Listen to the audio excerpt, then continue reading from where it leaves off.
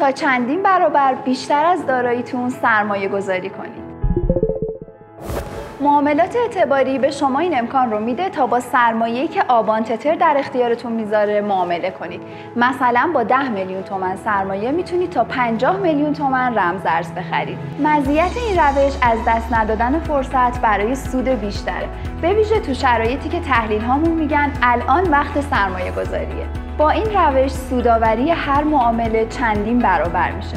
حتی میتونید با آورده خیلی کم از این روش استفاده کنید تا تجربه واقعی‌تر و کم ضررتری از فراز و فرود حضور در بازار رمزارز داشته باشید. اول از همه وارد حساب کاربری خودتون روی دسکتاپ یا نسخه اپلیکیشن در آبان تتر بشید.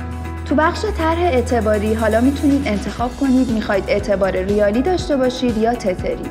برای ریالی از 1 تا 50 میلیون تومان و برای تتر از 10 تتر تا 1000 تتر. مبلغ مورد نظرتون رو انتخاب کنید. برای ریالی حداقل 250,000 تومان آورده نیاز دارید و برای تتر حداقل 2.5 تتر.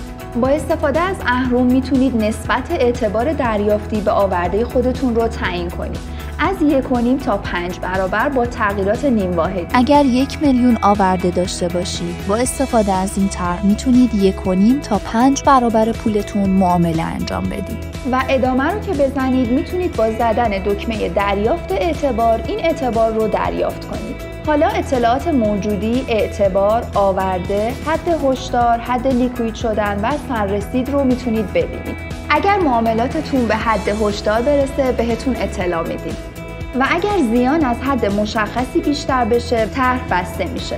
بعد از 30 روز معاملات اعتباری به صورت خودکار بسته میشن و کوین ها فروخته میشه و داراییتون از این معامله ها به تومن یا تتر تبدیل میشه.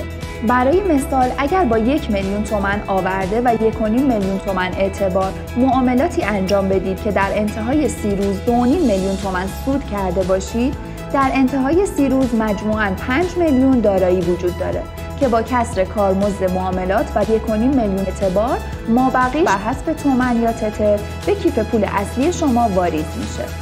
البته شما میتونید هر زمان که خودتون خواستید طرح رو ببندید تا داراییتون به تومن یا تتر تبدیل بشه. این هم از اعتبار معاملاتی در آبان تتر که تو 1 دقیقه 0 تا 100 مراحلش رو میتونید انجام بدید. پیشنهاد میکنیم قبل از شروع استفاده از هر سرویس جدیدی حتما به مدیریت ریسک توجه کنید و البته برای اینکه با خیال راحت معامله کنید ما به همه سوالای احتمالی شما جواب میدیم. میتونید اینجا سوالات متداول رو بخونید. ممنون که با آبان تتر همراه هستید.